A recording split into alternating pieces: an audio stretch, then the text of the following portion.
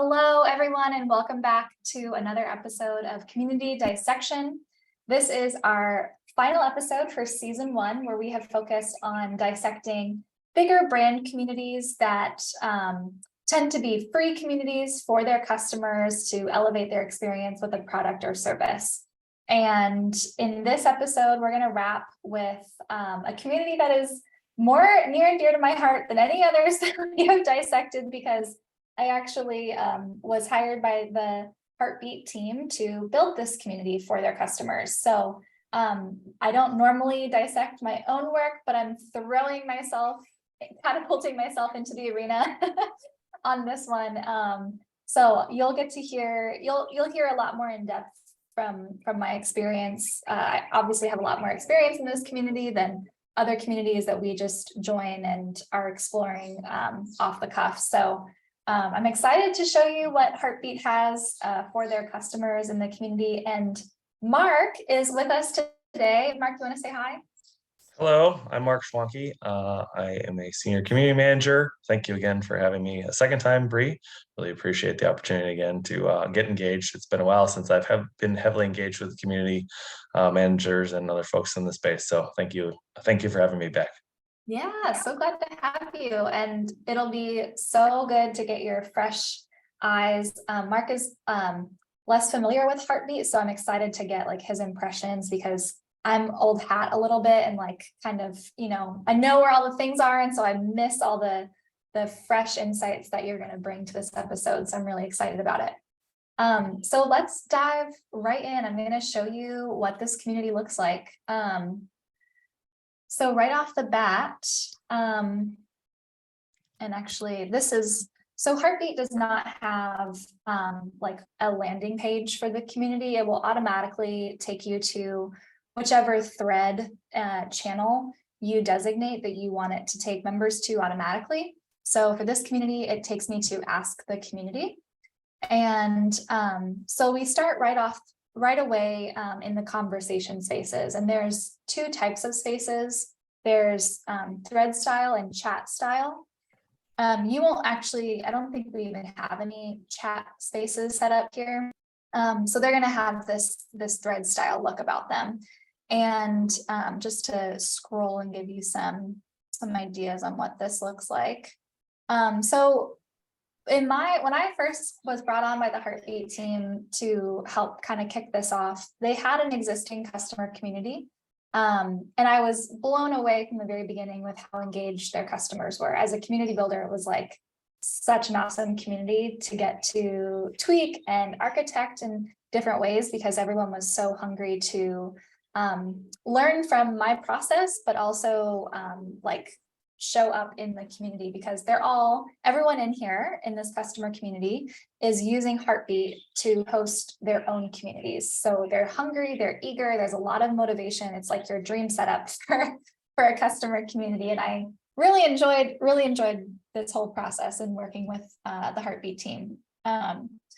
So we have, and I'm going to ask Mark here in a bit for what he likes about the community and something that he would change. But just to give an overview here, we have 3 sections: get help, get inspired, and then interests. And something to know, if I was joining as a new member, I would only see this join interest groups channel. I would not be a part of these other ones.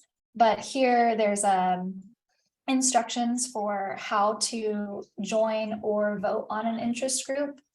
Essentially, the process is you can like nominate a business group or an interest group that you would want to be a part of. Once it hits a certain number of votes, they nominate someone to be the leader of that interest group, and then it comes into, it is born. And then something Mark noted right before we started recording was it looks kind of odd, like what's this like $? So when you're typing out in a thread, if you have a $, it will link to existing docs or groups. And so because this was here, it automatically added this like button to join the automations group. Something that Mark noted that I wanted to show So when we click on, I'll go down to Victoria because we're friends, and if I accidentally call her, it's cool. So, so we were just tinkering around here, and I clicked on, there's no profile pages for each person, but it does pop up. This shows the groups that they have been tagged in, but groups are used in quite a variety of ways in Heartbeat. You can, like, they can be for interest groups, they can be for courses. So it does get a little messy here. And I would say from like a user experience, yeah, Mark, you're nodding your head. Do you want to make a note about this? Yeah, so I thought, maybe these are tags, not knowing. I hadn't really paid attention to the groups before, and you didn't really mention that previously, but I thought maybe these are tags that somehow this person had utilized before, and also asked, is this something that was just automatically added, but you mentioned that there was actually groups they're a part of. So then I asked, is there a way to click on those to take you to them? So I think you mentioned there is not, so that's kind of an odd experience to me. Why you wouldn't make it easier? It's displayed there, has a color. Not really sure what those colors mean, but I feel like I would have an interest in clicking them and kind of seeing what they're about, if that were possible. So it's a really good call out. I because I've worked in here so frequently, I kind of breezed over that user experience, but you're exactly right. The groups are actually quite confusing, and how to here on that page, we made it more accessible, but they are kind of hidden. Like, I have to go to my settings down here and go to my groups to even see that. And it's just, it's a little bit, you're kind of like, I wish there was a description here of like, what is a group? How is it used? And it would be helpful to even be able to customize that, because every community uses groups so differently. So that's a really great call out. I love that insight. Heavy on the emojis in the design. Heartbeat's definitely like on the more playful, warm, like all of the posts have these like curved edges. Like, it's just a little bit like warmer, and I think it's inviting, but some brands, can also, if they want like a more professional, or like, I've noticed it's a lot more creators and podcasters and people with like more intimate communities. More sterile communities, I think aren't always a great match for Heartbeat in the platform. Okay, I'm gonna just click over here to courses. So this is what it would look like if you were coming in. And we created a course for the onboarding experience. There's a couple ways you can like facilitate an onboarding experience in using Heartbeat. You can do it in threads and set the thread to like read only. I've seen that. You can do it in courses. You can do it in, my preference is to do resources actually, and to have like a get started doc. But we wanted to be able, a lot of people come to the community in order to see how all of the things work. And so we wanted a course in here that people could, get familiar with how the course layout looks and feels. That's me. Hello. So if you come in, you'll get a sense for what that course feels like. All right. So that's courses. Resources, also known as docs. So you can customize these, what these are called here now, which is awesome. But resources has all the housekeeping stuff, code of conduct, a whole list of how-tos. And these docs, you can nest several layers under each other.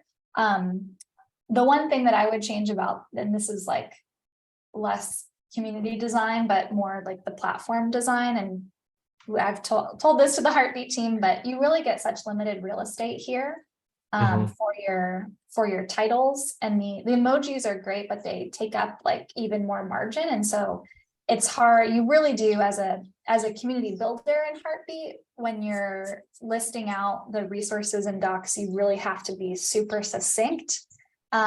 People can always search, like shortcuts and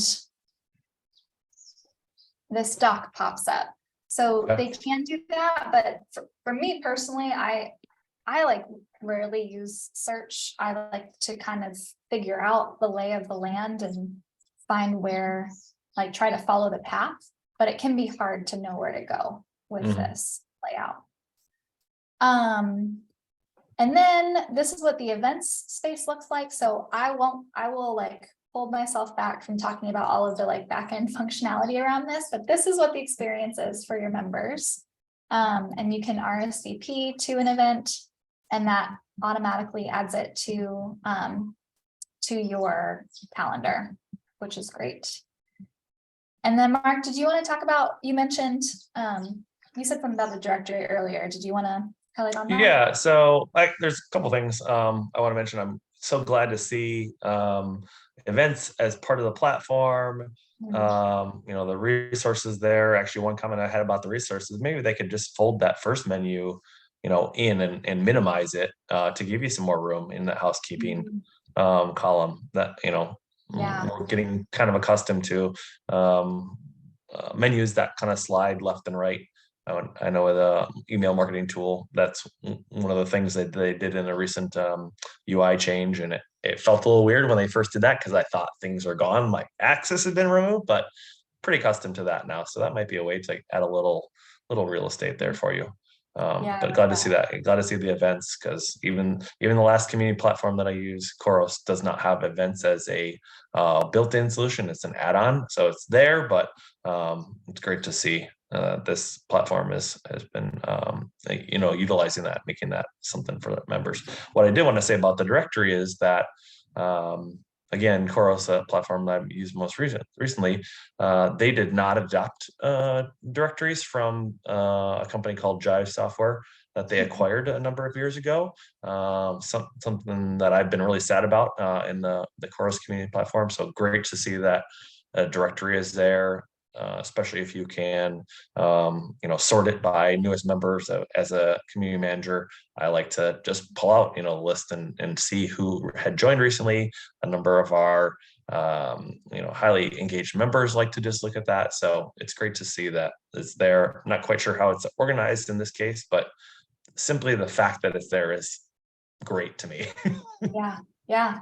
Awesome. Yeah, it is. And that's actually, when we were clicking around on profiles and then we clicked into here, I realized this is one of the things that I would change. When you click on someone's name, a more robust profile shows up. Right. But then in the directory, you don't really get any context for who that person is and what they do. So Right. I kind of wish that was a little bit more robust, and even it feels like each card takes up like quite a bit of space, even if there was like if you could do more card style, like 3 across or something. It feels like when you first come to this, just feels like a lot of real estate is taken up by 2 people. I guess Caraminder figured out how to add. I'm like, how would you edit that? So maybe it's not intuitive, but like clearly not everybody is like filling this out. He figured out how to, but I think there's just like some inconsistency here that I think would make the member directory a lot better. Being able to click on it, I assumed that by coming to the directory there might be some way other than just that card style. I know that some community platforms, they restrict to only plain text for their profiles, so that people aren't making their profiles a billboard for spam and that kind of thing, which is kind of challenging depending on the community you're in. You may want some rich content there that will kind of liven up that community, but I can see why some community platforms don't do that, just because you have to have someone moderate that, and they don't have an option here to even report a user profile. So maybe thinking about the overhead, this is an intentional decision, but I would like to see more in user profiles. I would love with this search if there was like to filter out by group, or like if you could filter, if you could segment like the interest groups specifically. again, groups they're used in so many different ways that I wish there was a little differentiation between the ways that people use them. But if I was looking for someone like, oh, okay, great, it is dynamic like that. Okay, yeah. So anybody who included in their bio New York, it will pop up. Okay, so that's not like as bad as I thought. But yeah, I think And it there's shows 29 profiles. That's kind of cool that it is pretty quick and changes there. Oh, you got 5 other just folks in Hawaii. I know. I'm like, wait a second, this person's on Big Island. I need to like, okay, fun, very fun. Anyways, so yeah, really awesome. I mean, they have a directory, they have events, they have courses literally baked in. Like when you get Heartbeat, you get access to courses. It's not like an add-on or you have to pay extra, which is like something that, you know, enterprise level platforms, it's pretty basic functionality. It's pretty templated, but it's still access to features that you don't get for like paying triple the amount, if not more. Yes, so yes, absolutely. I mean, overall, I'm a huge fan, and I'm trying to like refrain from talking about Heartbeat as a platform and like focusing on the community. Which and before I ask you, Mark, like what's something you like about the community, what's one thing you change? I did want to call out, like, just because Heartbeat is so similar to Circle, and I get a lot of questions about the differences when comparing their customer communities. There's like one distinct difference that I wanted to call out, which is if you go and watch the Circle community dissection, you'll notice that it's like half of the community is geared towards the public, but then it's also there. And so it's like kind of marketing to people about like why they should use Circle, but then half of it is like private and like resources and digging deep for their customers. And that created like a lot of tension for us when we were like diving into the community. It was like really difficult to discern like who is this for, and it's all kind of in one place. And I do like the simplicity of the Hearth. It's only for existing customers. The only exception to that is they will host public events that are open to non-members. And so they might like either a town hall or a workshop coming up. They might have non-members attend those events, but I like keeping those targets really tight and keeping the majority of the as a community builder, it was much easier just to build for like one specific target. These are our customers, and we are trying to get them help and get them like inspired in their community, in their community building. That was much easier for me to craft and architect the community than catering to two completely different profiles and like trying to market the platform, but also like serve our members. So that's like one key distinction between these two customer communities. And I'll leave it up to the audience member to decide what they think is a better solution. What is there any type of, on the, just to ask a quick question of the Circle community, is there any type of branding or color differentiation of content that is public versus private in that regard? Or? If you are a public member, like if you're someone in the public coming to the site, you will just be locked out of the private spaces. Okay. So you will only see the public spaces. If you are like private member, like a customer, there's not a lot of like clear differentiation other than you can just start to see like, oh, they're speaking to the public and like, oh, this is more for me, but it's not clearly differentiated. Got it.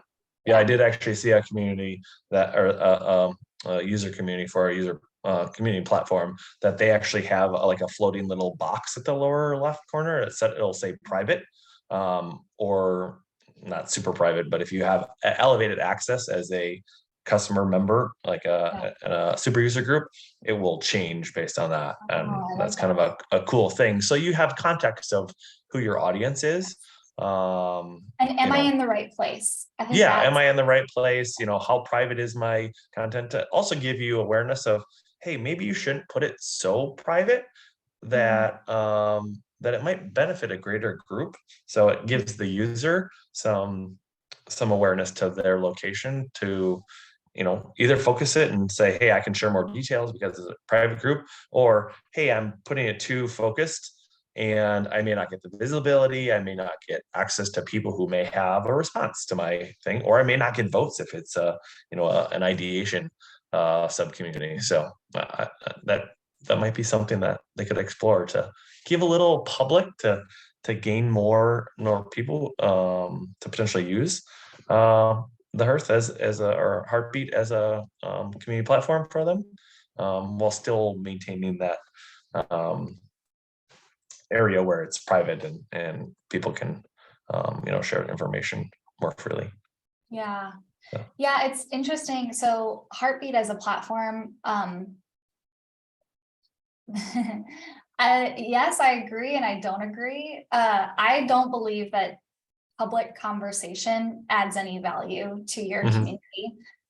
Personally, I think it's a terrible, like, people use like conversation, content, or events, and usually they'll use one of those to attract leads publicly. And in my experience, using conversation as a lead to attract people publicly usually just results in you creating a free community and an exclusive community. It doesn't work well in execution. The using events or like resources or docs, like if you had here they have their catalog of tutorials. So giving someone like access to these as like a lead into like, see one of the things or one of the resources you're getting in the community, which these are all private. And so that could, I would say that could be something if you could have public and private docs. What I love, where Heartbeat's like sweet spot is using events as their public magnet. Like that is where you're able to have that functionality. In my experience, opening up some threads to being public and some being private tends to get a lot messier than you anticipate. But a lot of communities do it that way. So, and that's like Circle's whole functionality. So yeah. But without us getting into the nitty-gritty on that, what do you like about the community? What would you change? I know you've made a couple comments so far, but what would you say?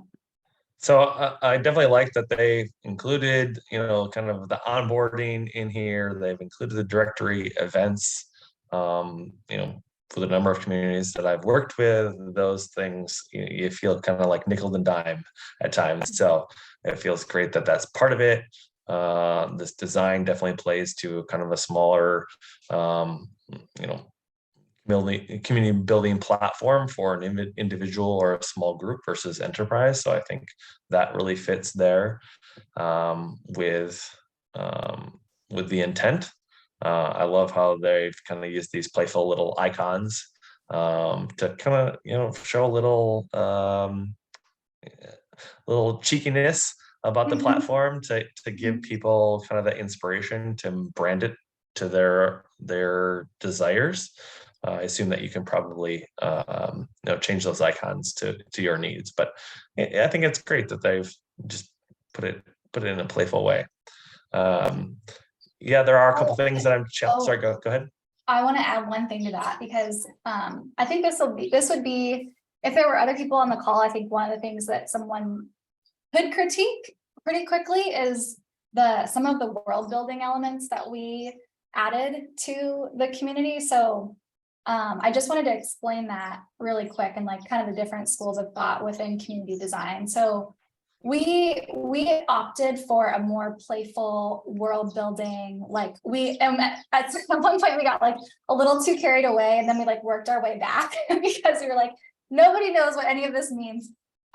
So we tried to do a combination of like, just say what the thing is and make it super obvious. So like ask the community, automations help, intros, but then the platform itself and the brand especially lends itself to this playful world building nature that we wanted to incorporate. We wanted it to make it feel special. And when world building is done well, it really adds a super like engaging and unique layer to a community that makes it feel so different, which is so important in a community.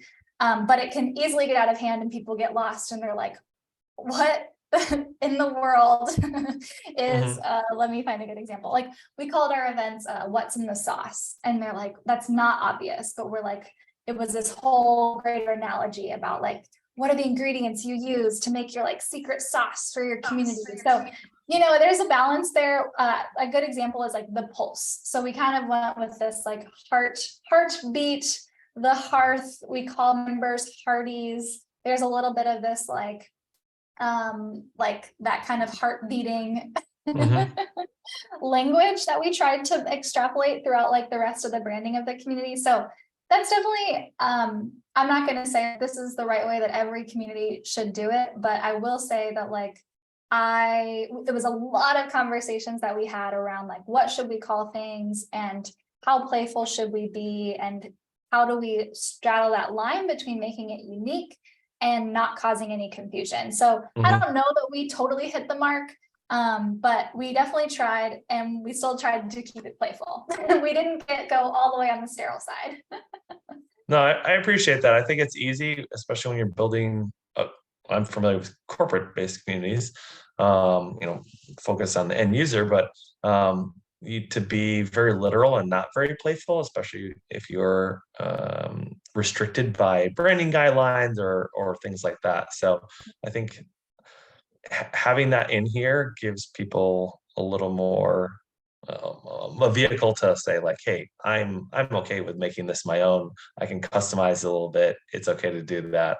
I think more as we've talked here, things have become more obvious. I did see the word heart in Hearth, and then the red kind of is coming out. I didn't think about the pulse. I was thinking that more of as like a blog, as like what's going on kind of a thing. But now it's funny there that's those things are connected as Yeah. well. So. Well, and that's pretty on point. Like this is basically the announcement space. This is Mhm. like where any announcements coming out of the Hearth would be posted here. So yeah, good. I cut you off. What was going to be your next point? Kind of things I would change, or I'm not used to the left navigation for our community. I Mm, can't even think of another community that I've been on that's had like persistent left navigation there. Uh, so kind of thinking about like what does this look on mobile? What if people have smaller screens? I have a high definition screen that's probably like 17 inches on my computer right now, and it's looking quite good. So just wondering how it might look different on a different screen. I assume probably most of the people who utilize this this is platform are heavy mobile users as well. So thinking about how it compacts there.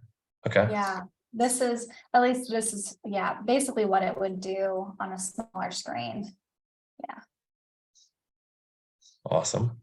Um, I think like the not having the homepage is a little odd to me. Not being an everyday user, maybe that wouldn't be a big thing. Those heavy use of emojis, that's kind of a pinned discussion there.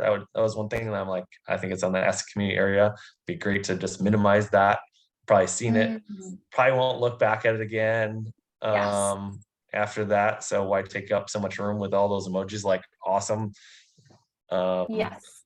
It's a the great point. value there I think is kind of lost, like unless it's just like an introduce yourself. I'm not really sure the purpose of that Yeah. specific post, so might like Yeah. to hide it. um it looks Mhm. like starting a thread is kind of the main thing to do on the page. It's the first thing up there. Mhm. um so that's awesome that it's very accessible, but is kind of the thought to start a new topic, or like join one already in progress, where you Mhm. have people already talking about it. So I'm kind of wondering, by that having been so high on the page, do people tend to create duplicate posts a lot? And does that kind of wear on the community, like, oh, that question's been asked again, or that's been said again over and over and over again? And so Yeah. then kind of your long-term members, maybe they just kind of don't even look at that. Mhm. Yeah. um, Yeah. so Really great call out. But I do love the very literal icons here. I'm a cheeky person, so literally a plug for the shameless plug that makes me laugh. Um, it seems like a very joyful community. Uh, I can't really say too many bad things about it. I think overall there's access to the information, things are laid out, there's white space, it's very readable. The matchups thing, we had mentioned that before we Oh, started yeah. recording. Yes, That's kind of a unique feature, which I thought like, hey, this is a way to, bring people together, kind of serendipitously connect them. I thought maybe it was going based on, things you had posted, things you had searched to kind of match with people that you may have an interest with. But I'll let you kind of explain a little bit how it actually works. And then I'll Yeah, respond to that. yeah, it's not quite as sophisticated as you gave it credit for. The matchups is like, it's great, it's automatic, it takes it off of your plate of like automating a matchup system, but basically just anybody who opts in, you can opt in and adjust your frequency, and it matches you with another member who has opted into matchups.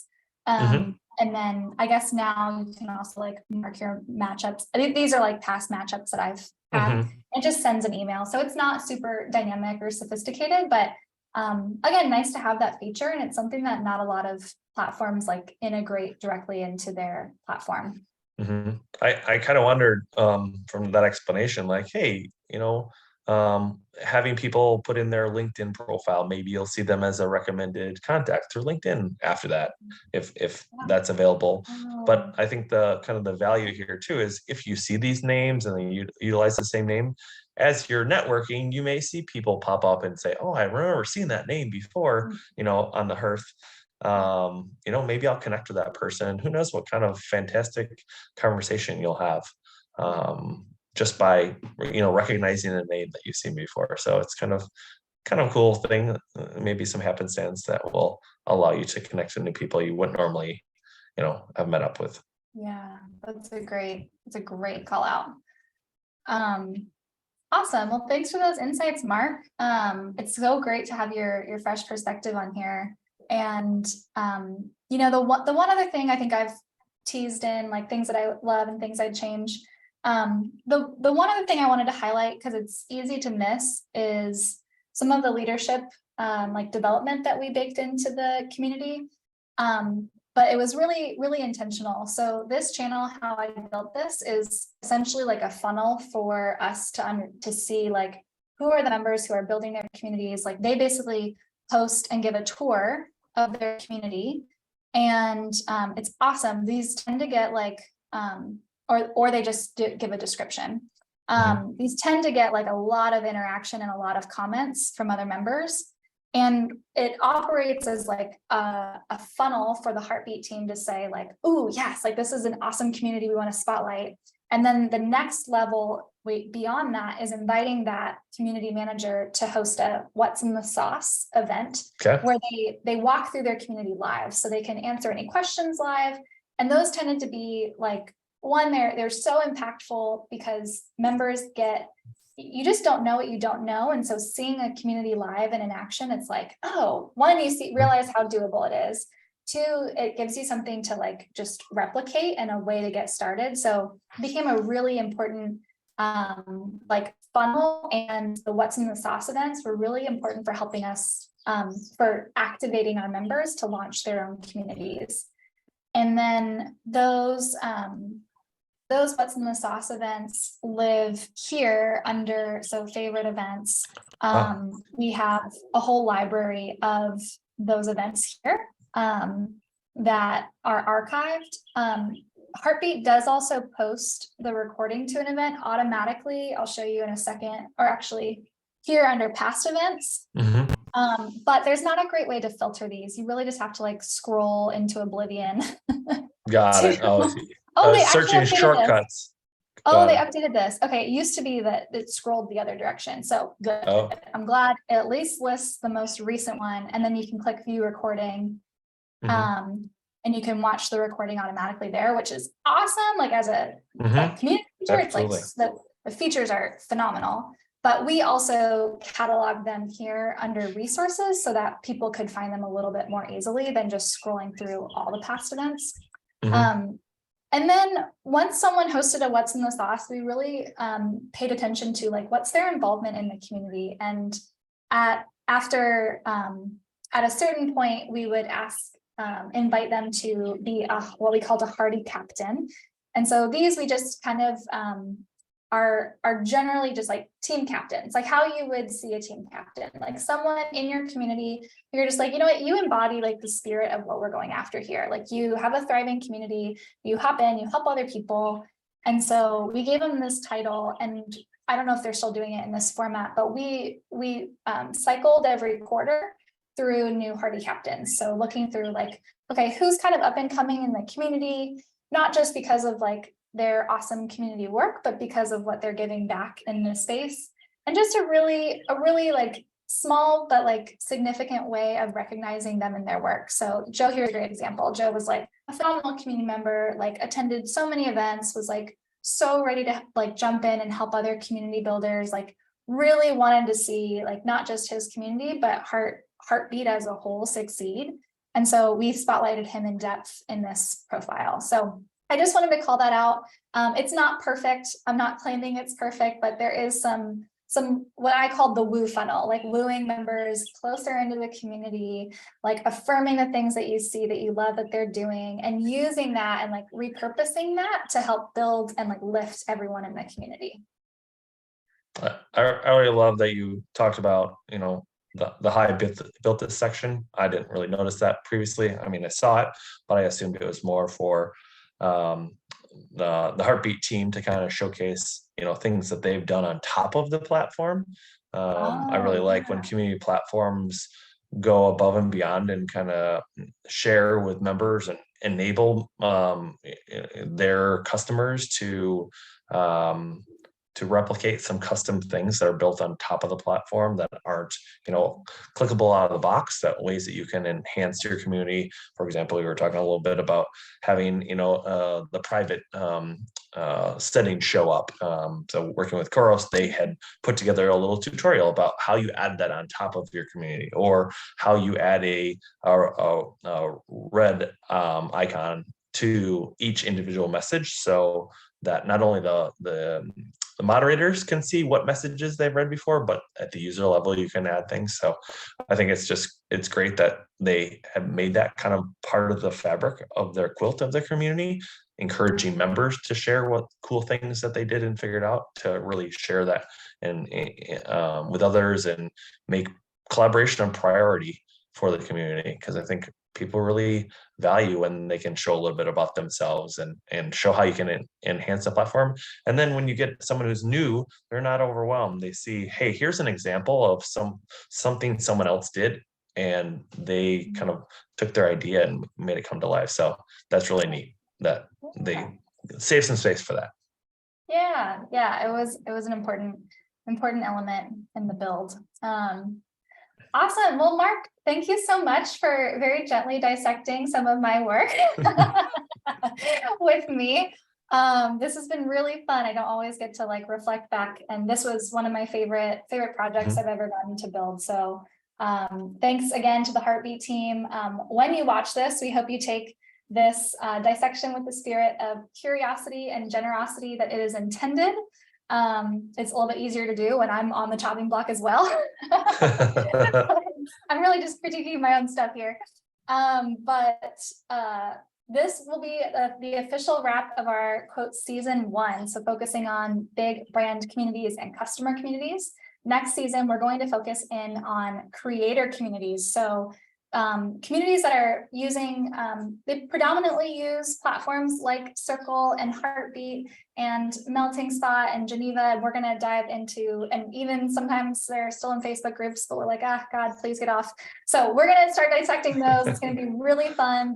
They tend to be really engaged, sometimes most often paid communities. So excited for that pivot and look forward to those episodes coming soon. But thank you for joining us, Mark. All right. Thank you so much for having me. Take care. All right. Bye, everyone. Bye.